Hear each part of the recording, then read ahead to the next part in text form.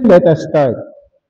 And it came to pass when the ark set forward that Moses said, Rise up, Lord, and let thine enemies be scattered, and let them that hate thee flee before thee. Numbers chapter 10, verse 35 po iyon. And then Psalm 68, verse 1. Go. Let God arise, let his enemies be scattered, let them also that hate him flee before him. Tayo po'y manalangin, Ama naming mapagpala, Diyos naming banal, kami po ay yung pangunahan, buksan ang aming puso't isipan, makita po namin ang mga dakilang bagay mula sa iyong banal na kasulatan, at kami po ay yung hamunin, paalalahanan. Lord, dalangin namin ang pangunguna ng banal na Espiritu. Ito pong aming samot dalangin sa pangalan ng aming Panginoon Kristo na aming Diyos, Panginoon at tagapagligtas. Amen. Okay, so let God arise and be zealous for God. Now, ito pong ating nabasa dito po sa Numbers chapter 10 verse 35. Ay sabi po dito, and it came to pass when the ark set forward that Moses said, Rise up, Lord, and let thine enemies be scattered, and let them that hate thee flee before thee. These utterances are expressions of confidence of God's people. Yan po ang makikita po natin. Yung pagsasalita nila ng ganito ay expression po ito na talagang they are confident in God. So, to the Israelite people, the cry of let God arise become a cry of change. It was a cry of forward progress, and it was a cry of moving from one camp of learning experience to another. So yan po. And ang objective po ng ating pong pag-aaral sa gabing ito ay ipaunawa ang ibig sabihin ng mga salitang ito. Let God arise. Ipahayag ang implikasyon nito sa ating kapanahunan at ipakita ang mga biblical na paghahamon sa ating kaugnay sa paksang ito. So, ang talatang ating binasa ay bahagi ng awit ni David na binigkas o inawit sa panahon na ang Ark of the Covenant o Kabanang Tipan ay inilipat mula sa tahanan ni Obed-Edom patungo sa inihandang lugar ng Mount Zion. So, ang awit na ito ay isang madamdaming awit dito sa Psalms, sapagkat ito ay naguhudyat na iangat ang kabanang tipan at magsimula silang maglakbay o magprosesyon. Now, ito ay nagbabadya ng pagtatagumpay at masaganang pagpapala sa buhay ng mga Israelita. Napakahalaga ng kabanang tipan sa buhay ng mga Israelita. At ang mga salitang binabanggit ng kanilang pinuno bago sila maglakbay. So, marahil na imagine nyo na po yan, yung nagpo-procession sila, buhat-buhat nila yung Ark of the Covenant. Okay? At bago sila maglakbay, meron pong mga salitang binibigkas o ipinapahayag. Ito nga po, let God arise, let the enemies be scattered, let them also that hate him flee before him. So, ang mga salitang ito ay kataga ng mga mananampalataya sa lumang tipan. At nagpapahayag ng kanilang matibay na pananalig at pagtitiwala sa tunay at buhay na Diyos ng Israel. Let God arise. Ito ay isang awit ng panalangin. Ito ay awit ng kapahayagan ng pagtitiwala. Israel beseech God to arise, to awake, to gird on his sword. So, another expression, Christian also may cry unto the Lord that he would be pleased to make bare his arm and lead his own cause. Let God arise, Christian. Amen? Let God arise. Now, Christians have been bombarded by much struggles, hardship, and difficulties. Meron po ba ditong walang problema? Meron ba sa atin dito yung napakatindi ng pagsubok? O meron pa ditong, Lord, dagdagan mo pa? Meron ba? So, maybe some of us are persecuted at this time, and you are in financial or spiritual decline. Maybe some of us are ill and suffering in pain. Kanina nga po, I asked prayer for my wife. Kasi sabi ko nga, ang misis ko mukhang mataba, malusog, maayos sa araw. Pero pagkagabi, pero alam nyo kahit sa araw, may mga pantagang masakit yung ano. And nga, matapos po yung examination sa kanya, sa MRI, napagpasyahan ng doktor na siya ay ooperahan dahil hindi na daw makukuha yun sa gamot. Kailangan operasyon. So, alam niyo po, ang mga bagay nito ay talagang bahagi ng ating buhay. Hindi ko ikaw ay isang matapat na Kristiyano, naglilingkod, wala nang problemang darating sa iyo. Amen? So, maybe some of us are hurt and broken-hearted. Meron po ba? Wala naman. Broken-hearted ba? Wala. And some are forsaken, abandoned, and forgotten. Maybe some of us are wandering and going nowhere. Or you are in poverty and struggling with your family, wife, husband, or children. And maybe you are at the point of giving up or quitting. God, arise. Let this be our cry. God, let arise for us. He can do something for us. Amen? Yes, tayo may mga wala tayo talagang magawa. But God can do something for us. He can perform miracle in our lives. Sabi nila, wala nang himala. Walang himala. Pero ang totoo, araw-araw may himala na ginagawa ang Diyos sa buhay natin. Amen? At yung iba may ginagawang himala. Okay? Pero ibang himala ng Diyos. Amen? Hello? So, He can perform miracle in our lives. He can heal us, forgive us, and save us. He can mend our broken heart. He can build and strengthen our home and family. And He can change us. He can change you and give you hope and give us hope. For with God, nothing is impossible. Amen? For without God, we can do nothing. God said, and sabi ng Panginoon, call unto me and I will answer thee.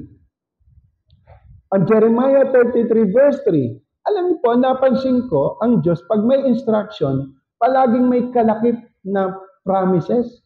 Amen? At ito yung ating mga pinangahawakan, lalong-lalo na kami mga pastor. Okay? Kasi kung talagang hindi ka mananangan sa pangako ng Panginoon, talagang wala eh. So, nandun po. At sabi ng Panginoon sa Isaiah 55 verse 6, seek ye the Lord while He may be found. Call ye upon Him while He is near. Amen?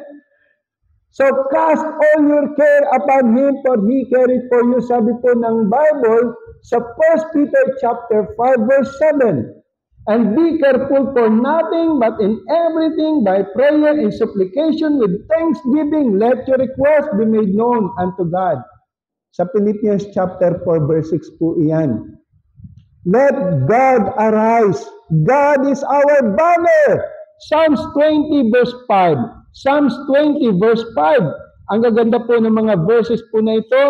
Ang sabi po, sa Psalms chapter 20 verse 5, we will rejoice in thy salvation.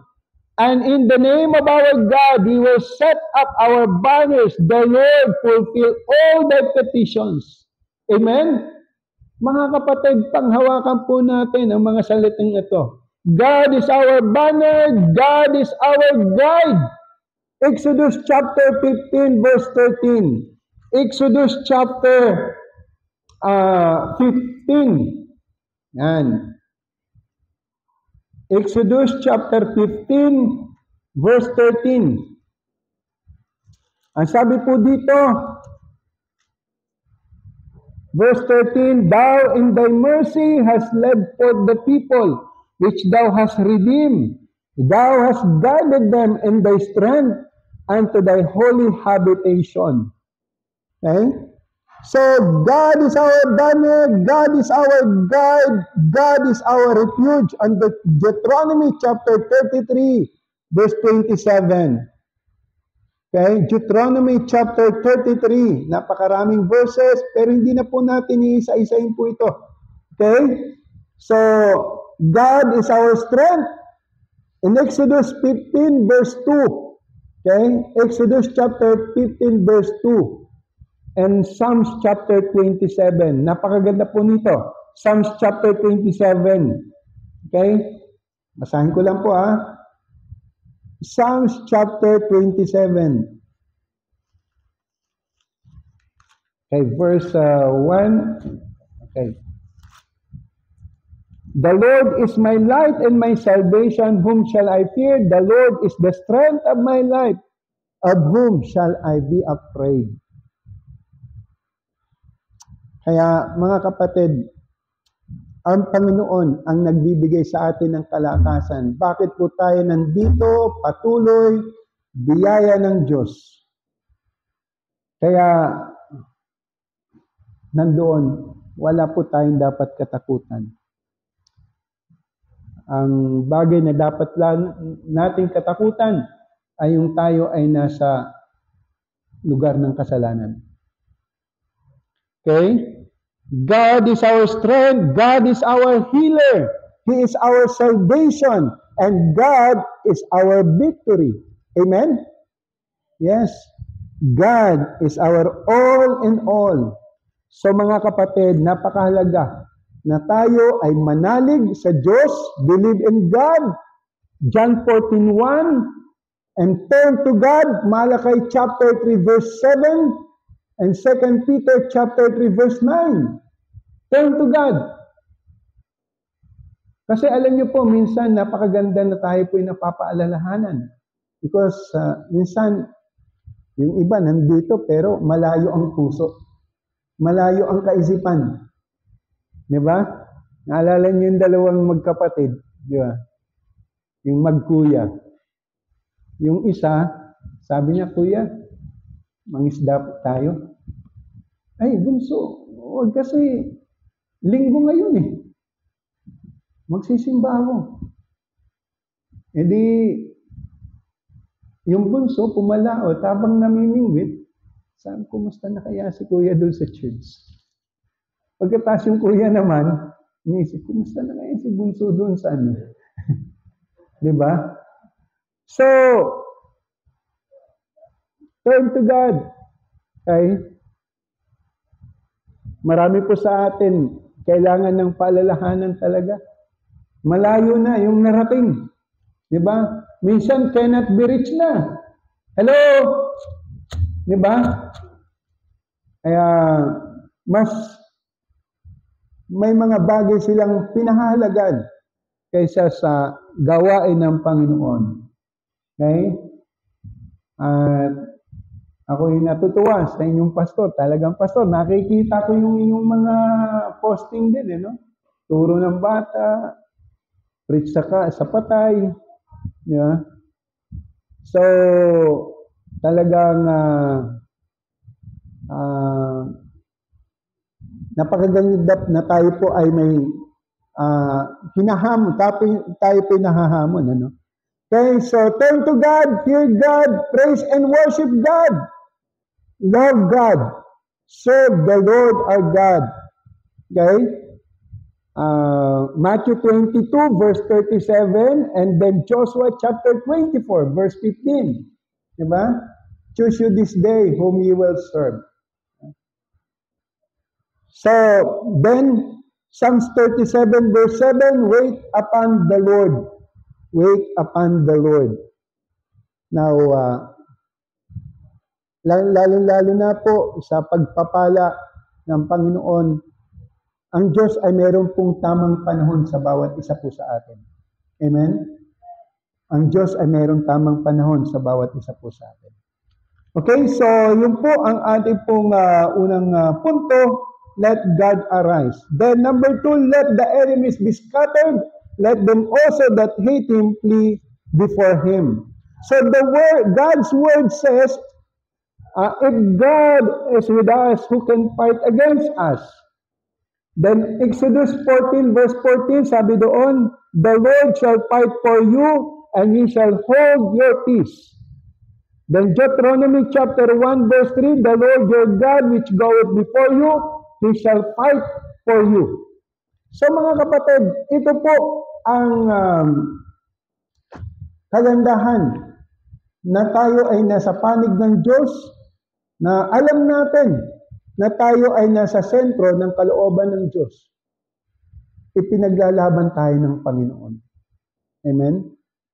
Then Psalms chapter 60 verse 12, through God we shall do valiantly, for He it is that shall tread down our enemies. Yes, napakagandang mga promises po nito, mga minamahal. Okay? Through God we shall do valiantly. Kaya mayroon tayong pwedeng magawa sa Panginoon. So, remember, the Lord upholdeth all that fall and riseth up all those that be bowed down. Psalms 145 verse 17. Then, Psalms 145 verse 20, the Lord preserveth all them that love him, but all the wicked will he destroy. Hello? Napakaganda pong verses na dapat ay gat maaari, memorize po natin. Psalms 145 verse 20. Beloved, we have a great God, a loving God who is always on our side. Kaya nga sabi po ng Deuteronomy chapter 31 verse 6, be strong and of good courage, fear not, nor be afraid of them, for the Lord thy God, He it is that go with thee. He will not fail thee nor forsake thee. Amen? So, let God arise. God is doing good things to us. Ina-acknowledge mo ba yan? Hindi natin pwedeng sabihin, Lord, wala kang nagagawa sa buhay ko. Hindi po natin pwedeng sabihin yan. God is doing good things to us, and then if we are in Him, doing His will, He will raise you up. Isaiah 41 verse 10. Ano po sabi ng Bible? Ano sabi ng Panginoon? Fear thou not, for I am with thee. Be not dismayed, for I am thy God. I will strengthen thee. Yea, I will help thee. Yea, I will uphold thee with the right hand of my righteousness. Gawa ng Panginoon sa atin, sa araw-araw. So, hindi lamang po, He will raise you up, He will defend and empower us, empower you. Psalms chapter 5 verse 11, let all those that put their trust in thee rejoice. Let them ever shout for joy because thou defendest them. And then ano pa? He will bless you and use you for His glory. Now, tandaan po natin yung sinabi po ng Panginoon sa John chapter 15 verse 16. I hope na na-internalize po natin ang mga salitang ito. John chapter 15 verse 16, na sabi ng ating Panginoon sa talatang ito, ye have not chosen me, but I have chosen you and ordained you. Ang Diyos po ang pumili sa atin. Okay? Hindi tayo yung pumili sa Diyos.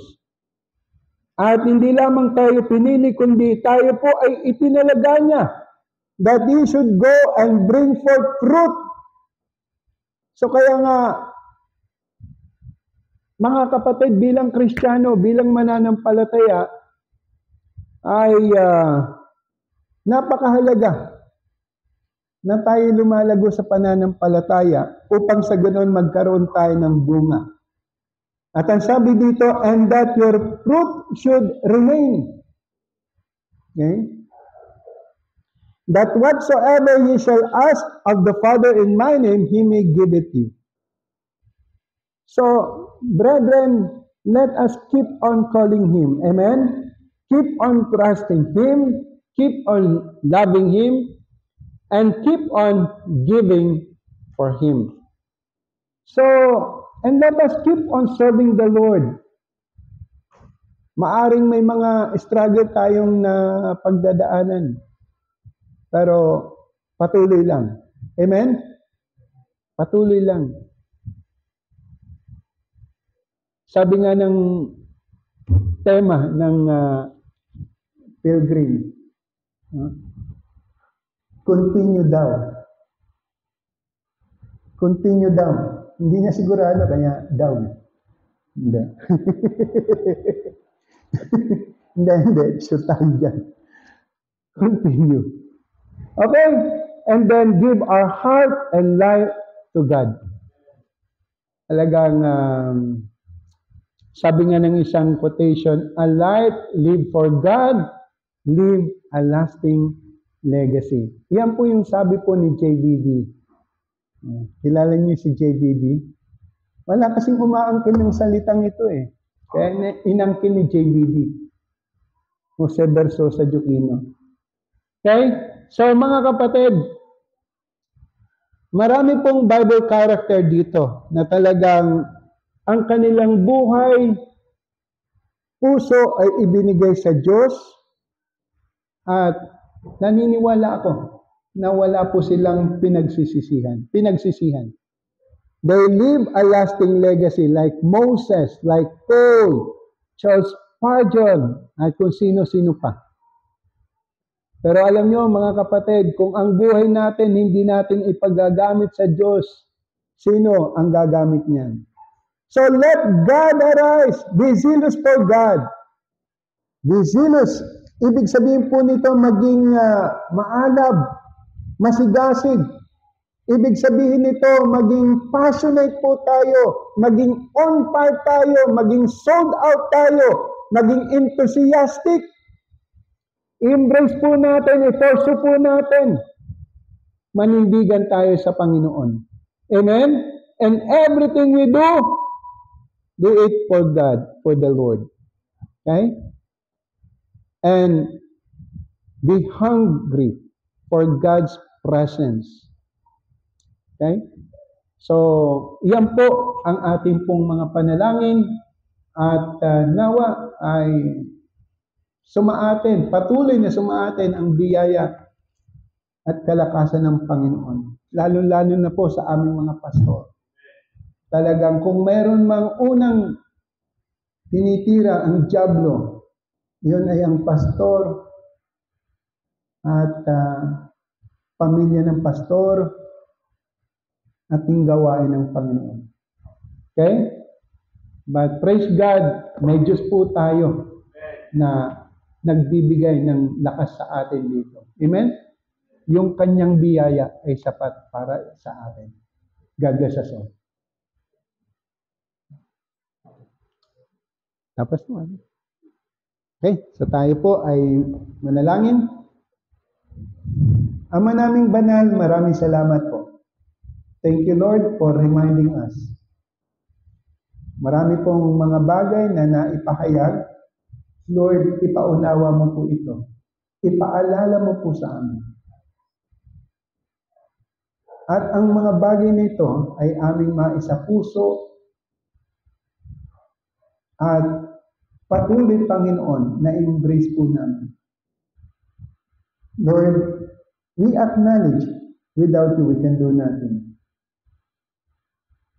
At aming isinasamo, Panginoon, ang patuloy na pangunguna ng iyong banal na Espiritu. Continually preserve every one of us, O God. Lalo-lalo na ang gawain na pinagkatiwala mo po sa amin at ang aming pamilya. Ito po ang aming samot dalangin sa pangalan ng aming Panginoon Kristo na aming Panginoon tagapagligtas. Amen.